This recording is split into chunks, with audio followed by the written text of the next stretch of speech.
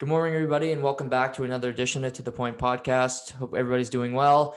And this morning, I'm fortunate to be joined by former QMJHL player, current ECHL player, played in the AHL this year. This guy's been everywhere in the 2020-2021 season. But joined by my friend Dominic Cormier. Dominic, thanks so much for joining me. Hey, thanks for having me on here. So yeah, I've been off the top. I mean, you played. I mentioned all over the place this year. In Rapid City, for Wheeling, for Allen. How has it been for you, kind of navigating the world in the States during this COVID era? I mean, I think when I first came down across the border to go to Rapid, it was I wasn't sure what to expect. But as soon as I crossed, I realized like in the States right now, they're pretending like COVID is almost not a thing. Um, Everything's open, everyone's doing everything they would on a normal day. So I mean, depends what state you're in. Depends on if you wear a mask or not, basically. But all the teams in the whole league, we have a pretty serious protocol for what we can do and what we cannot do. So we basically live at the apartments, go to the rink, get groceries, and then come back. And if we go out in public, we have to wear a mask all the time. So it's been a little different, but it is what it is. I mean, at least we get to play hockey. So Right, and you're in Allen, Texas now. Do you guys have like full capacity, or what's the crowd like? I think we're at about for full capacity. I think the rink holds like 7,000. I want to say, and right now we're at like 3,000. I think, and I think it's gonna stay like that for the rest of the year. Um, like Texas Rangers are starting up here and close by, and they're allowed to do full capacity, so we'd be allowed to. But I think just looking out for even the fans and everything, we're only keeping it to like maximum 3,000. Right. Yeah. I know the Jays actually play there during their home opener. Yeah. Could you guys go to the games, or is that be like a Uh, protocol you can't go? I'm not sure. I haven't really asked, but I saw that they're coming here on April 5th. Hmm. So April 5th, 6th, and 7th, I think. So depending if we have games or not or whatever, but I'm definitely gonna find that out. Um, yeah. Obviously, you played in Quebec, being in Rapid City, Wheeling, Texas. What's been your favorite locale that you've stayed at? Different parts of your career. What's your favorite place that you've lived in? I mean, I'd say as of right now, it's probably Texas. I mean, waking up and it's already like 20, 23 degrees outside, sunny. It's kind of hard to beat that. And then after practice, we all just go chill at the pool here at the apartments. So that's definitely a good lifestyle. But I think probably Rimouski when I played there my first couple of years of junior. The city there is unbelievable. The fans were crazy for us, and they were just diehard hockey fans over there. And I was lucky enough to have a good team a couple of years, so that definitely helped too. Yeah, you mentioned playing in Rimouski to start your Q career. Before you got there, as a youngster, kind of before the Q, when did it kind of click for you that playing in the Q could become a reality? I feel like so I started off at a prep school before the Q, and probably the year before I started in the Q, so my 16 year, I was at Cushing Academy down in by Boston area, and I had just gotten drafted the summer before, and I went to camp, whatever, went back to school, and then when I was at camp that in the 16 year, I realized like I could probably maybe jump in next year and make an impact in the queue right away. So I think for me, just building confidence through that my 16 year going back to school, I think that really helped. Right. And you kind of did an unconventional route, a little bit playing at Cushing rather than, you had the Moncton Flyers, which I'm sure you could have played for, or, some other good routes in Moncton. Why did you go with the prep school route? So my in Bantam, I was a little bit smaller still. I played my first year Bantam with the Dieppe Flyers, and then I wasn't sure if I was going to make the midget team my first year, just looking ahead. So then me and my parents started looking at schools down in the States, and then I was lucky enough to get accepted into one. And then from there, I just stayed down there for 3 years, and I loved every minute of it. And then eventually, when Rimouski drafted me, I kind of started realizing like maybe I could make the jump to the Q. So, I mean, at the end of the day, the goal or the plan was to stay down in the school route. But I think for me, for hockey wise, it was better to jump to Rimouski at 17. Right. And, being down there, was it easier for you to kind of, go to Rimouski, being away from home, having that experience of being in the States? Yeah, I think so. I mean, I was living away from home since ninth grade, so jumping into Rimouski, especially since it was closer to home, it was only like 5 hours away. So I think it was an easy adjustment for me living away from home there. So looking back at your junior career, you played 259 QMJHL games, no small feat there. Um, what was your, describe your playing style from when you entered the league to, coming out of it now? I think when I first got there at 17, I was just kind of trying to fit in. We had a lot of D back in the year before Rimouski won the Mem Cup or the President's Cup. So, they had a lot of vets coming back, and I was just kind of following their role, following their lead, that sort of thing. And then I think as the year went on, I just gained more confidence in my offensive side, and then found myself being more of an offensive defense throughout the years. Right. And what was it like playing for Rimouski? I mean, they're a storied franchise. Sidney Crosby. You ended up playing with Lafreniere. Yeah. Was there a certain aura playing in Rimouski?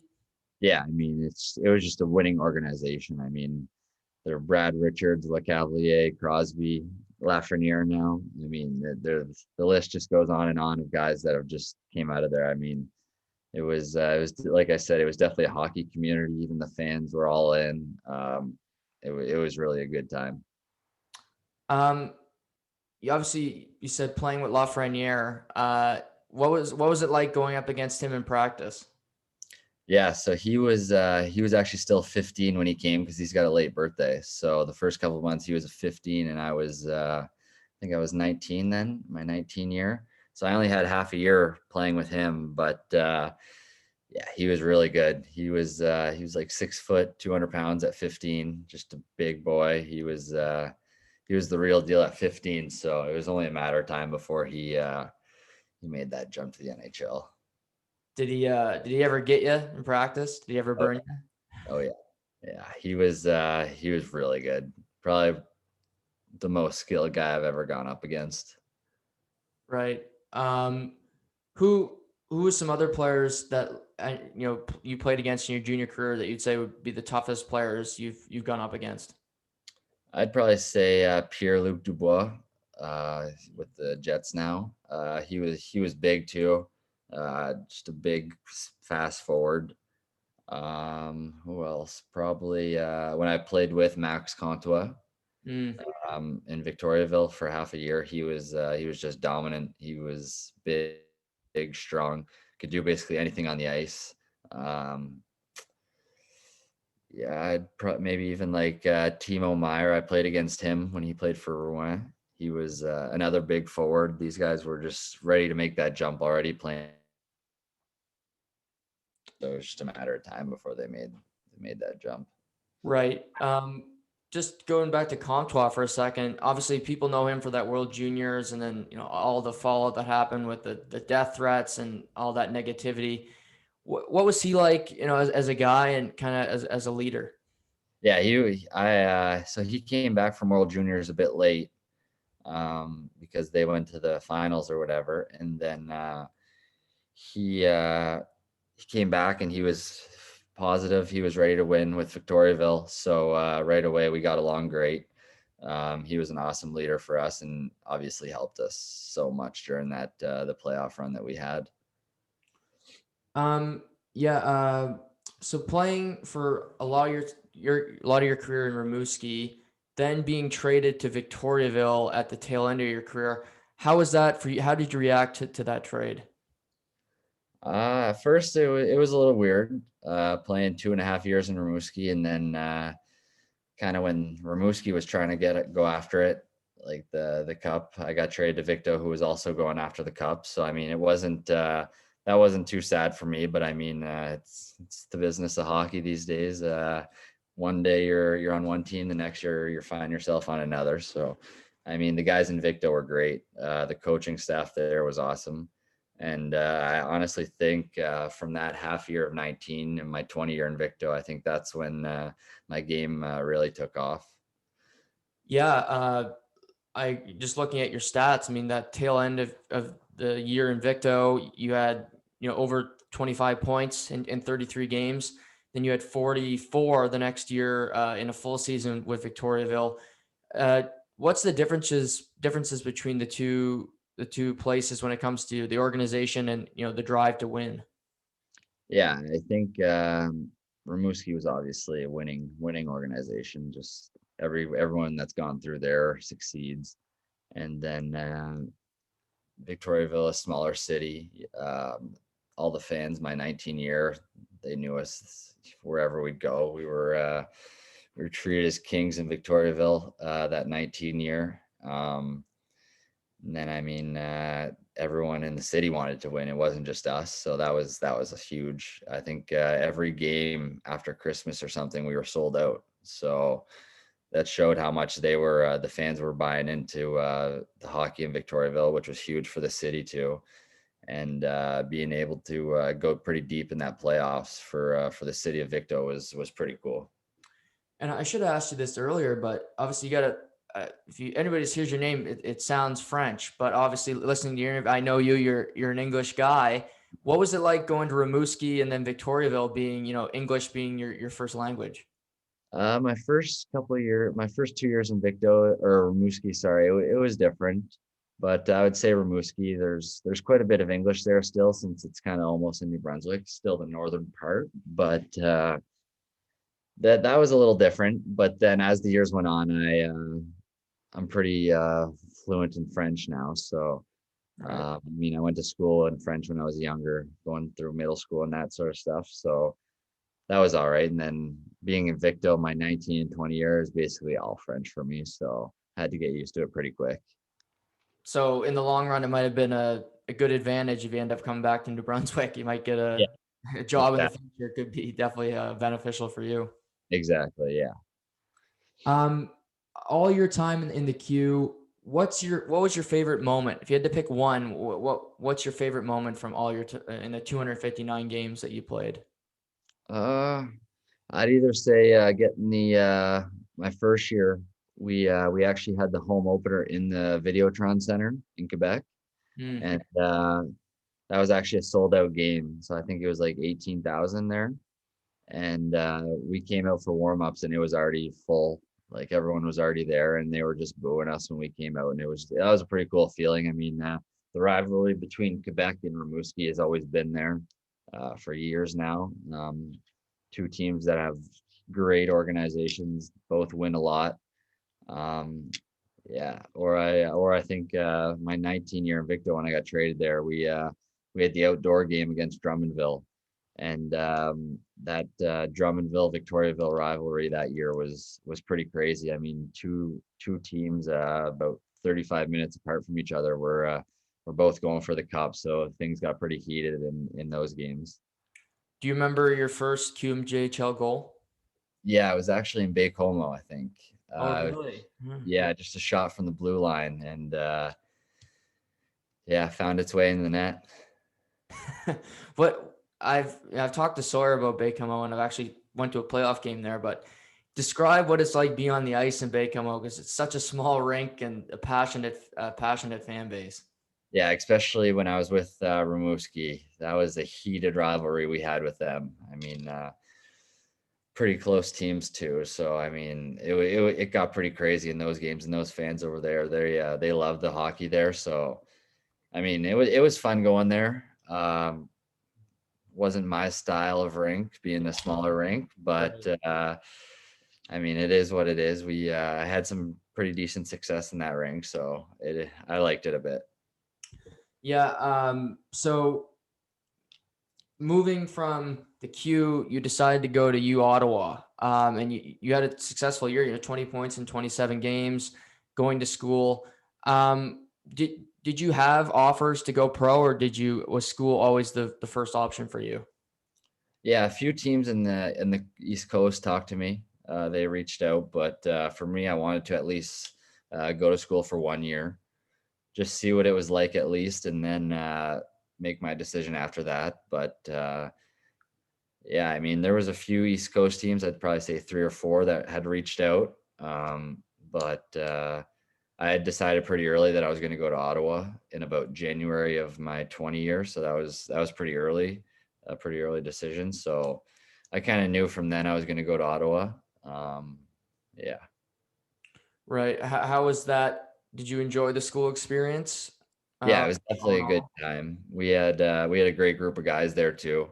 And we were supposed to play in the nationals, so that was we had a really good team too, a bunch of guys that were graduating after that year, because the program had just restarted 4 years back, so all those guys were fourth years. And we definitely had a team to win it all. It sucked that we didn't get to play any games at nationals, but I mean, we had a successful season. I mean, we were top in our league, won everything there, and then lost to Guelph in the finals of the Queen's Cup in third overtime. So it was definitely right down to the wire, but we had a great group of guys, and it was an awesome time. So yeah, you go through that year, pretty successful, as you said, had a lot of fun in Ottawa. Why did you decide to leave and then take the East Coast route that you're on now? I think it was just me feeling ready to make the steps to pro. I mean, still being a young D in the coast right now, most defense here are graduating college in the States at, I think, 25, 24, 25. So I felt if I can get my feet wet this year, my rookie season over with, and then being only 23, I'm still a young D in this league, young player in this league. So I think that's good for me since I'm here in Allen on a good team here, and being able to show that I can play at a young age, it'll only help me. Right. Did any of the COVID, with the team not being able to play, with U Sports and everything this year, did that come into your decision? Kind of, but I think my decision was made to sign in Reading, the farm team with the Flyers. Mhm. That made that decision in, I'd say, probably May. So the U Sports season hadn't been canceled yet, but obviously it wasn't looking good. But my decision had been made before that. So through this whole year, like you said, Reading, Rapid City, Wheeling, Allen. Uh, what what's the East Coast game like for people that don't get to watch it all the time? How would you describe the style of play? It's definitely fast, real fast, big guys out here. There's it's a lot of grit down here. You know, like I said earlier, there's 3 and 3s, 4 games in 5 days, all that stuff. So it's definitely a grind on the body, but it's just a matter of how good you can take care of your body. But it's definitely a fast league, skilled league. Um, big guys going at it every night. So it's definitely a good league, fun league to watch too. It's pretty exciting. Is there is there still some heavyweights? We see the game kind of transitioning from the fighting type, but is there a lot of fighting in the coast? It depends what team I guess you're going up against, but I'd say those heavyweight fighters, they're finding the other heavyweights on the other team. So I mean, it's not like they're jumping skill guys or anything like that serious, but it's that's obviously part of the game. And in the coast, I think it's a bigger part of the game, that can get the team going or something. So I think we utilize it down here to get that spark when we need it or whatever.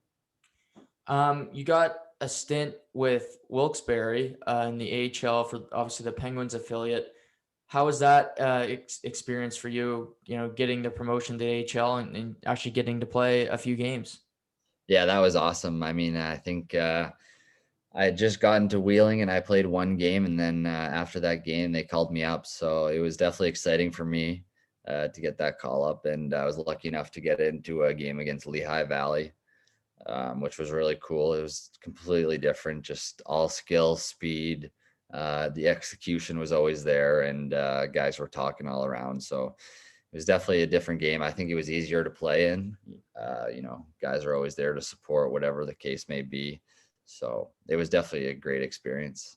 Did you get to was Pierre-Olivier Joseph playing with you that night, or was he still in Pittsburgh? No, he was in Pittsburgh. So yeah, there was a guy I played junior with, Mikael Jolie. He was in Rimouski with me for my first season. So I knew him there, but other than that, yeah, it was mostly just guys that were already all there in Wilkes. Yeah, that's the organization that's kind of been lauded as a great AHL organization, just, class and having some really good prospects come up.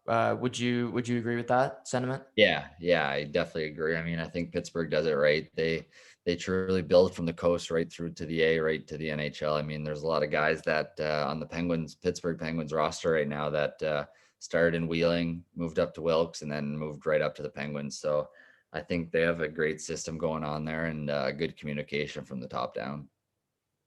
So playing in Wilkes, and then you said you were in Reading, and then kind of, we said this before the podcast, but tell us a story of when you were released and you were driving back to Moncton, correct? And you got a call from the Allen head coach. Yeah, so I was leaving Wheeling. I was in Boston because I used to go to school there, so I was visiting my friends down there. And as I was just about to leave to head back to Moncton, Coach and Allen and my agent reach out, and then they said that I was going out. Allen was signing me, but I had to be here. It's probably Wednesday around 1 p.m. and I had to be in Allen Friday morning at the latest for morning skate because I was playing Friday night. So that was a 26-hour drive to Allen, Texas from Boston. But I mean, it was worth it. So Yeah. Did you have to sleep in your car, or were you allowed to stay at hotels? What was the protocol like for that? no, I was allowed to stay in a hotel. I stayed in a hotel Wednesday night, and then I arrived late Thursday night here in Allen. Right. How was that, jumping into a new organization after driving, and then you get to morning skate, not knowing anybody? How was that for you? It was all right. I think I would almost rather that than kind of wait around. I got to jump right in right away that night, and then morning skate was kind of just 10, 15 minutes. So I met the guys there. I knew a couple guys from before, so that was good at least. And then just I think it was almost best that we got in the game right away, just not having to worry about unpacking or any of that sort of stuff. So In the coast this year, have you had to play games without fans? no, I haven't yet. Really? Yeah, in Rapid City, there was no limit for capacity. So when I was there, we had quite a few sellout games, which was probably like 6,000. Wheeling, when I was there, we had a maximum of 1,100, I think, but they got a bit smaller of a rink, so it didn't look that much different. And then here in Allen, we're at about 3,000 max. Yeah. Do you think that'd be weird? No fans? Do you think? Yeah, I think Adjust to so. I that? mean, when I was in Wilkes, we had the exhibition against Lehigh, and obviously it's a bit bigger of a rink in the A. And then I think the maximum there was like 500 fans or something, so it looked pretty empty. But at least there was still a bit of people there. But I would say it's a lot different without the fans there. Being just day to day, communicating with coaches and everything, do you miss out on some communication because of COVID protocols and masks and everything, or can you get one-on-one coaching or training on a regular basis? Yeah, I'd say mostly everything at the rink stayed the same. I mean, the gyms there, everything basically stayed the same for us. I mean, we're tested, even if we've had it, we're tested 2 times a week, and we get our temp checks every morning. So they're doing pretty good safety protocols here to make sure that everything can stay as normal as possible for us at practice, in the gym, anything like that. So Thursday night, you got your first pro point, playing pro hockey. How was that moment for? Obviously, it was an assist, but how was that moment for you? Yeah, it was pretty cool, especially to be able to get that against Rapid City. It was pretty cool. It was on the PK, so I definitely wasn't expecting my first point to come on the PK, but I mean, I guess I'll take it. Right? Did you get to keep the game puck? No, I didn't. I didn't get to keep the game puck, but it is what it is. Yeah. Did the other team take it? No, I don't know where it went. I wasn't too worried about it, but we'll see. And you're playing this year in the ECHL. You said the regular season goes till June. You said you got like 30 games in 72 days, which is crazy amount of hockey. Yeah. But after this year, do you keep on planning? Do you plan on continuing the journey through the coast AHL? What's your long-term plans? I'd say for next year. So actually, since Reading folded due to COVID, anyone that signed on a team that folded has to go back to that team next year if they want to play in the coast. So I'll have to go back to Reading next year. So we had a really good team.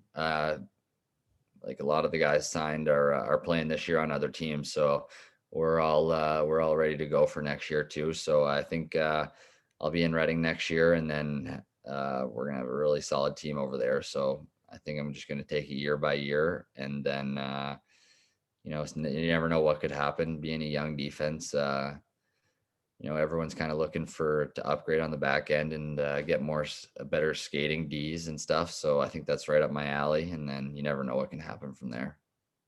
Right. And have you had to change your game being in the East Coast League? You mentioned it's fast with a lot of hard hits on defense. Have you had to change your game any since the switch from, say, junior until pro?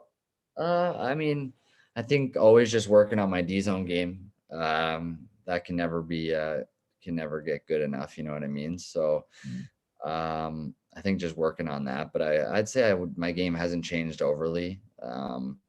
Obviously, the first game in the league was a little different, but getting used to it. But other than that, once I got my confidence going and all that, I think my game didn't really change much looking back from junior to now. For people that haven't seen you play, who's your player comparison from the NHL right now? Who would you compare yourself to? I mean, I try to compare my game to model my game after Chris Letang from the Penguins. So, I mean, it's a pretty big name, but I'd say that's who I try to play like. Right. Do you got his dangles? I mean, I try to sometimes, doesn't always work out, but at least I'm trying them sometimes. Right. No, well, Dom, it was great to catch up with you. I really appreciate you coming on the podcast, and best of luck the rest of the year, and we'll have to do this again. That sounds good, man. Thanks for having me on. Everybody, thanks for checking out this interview. Thanks again to Dom. I'll be back on here soon, but until then, take care, and we'll talk soon.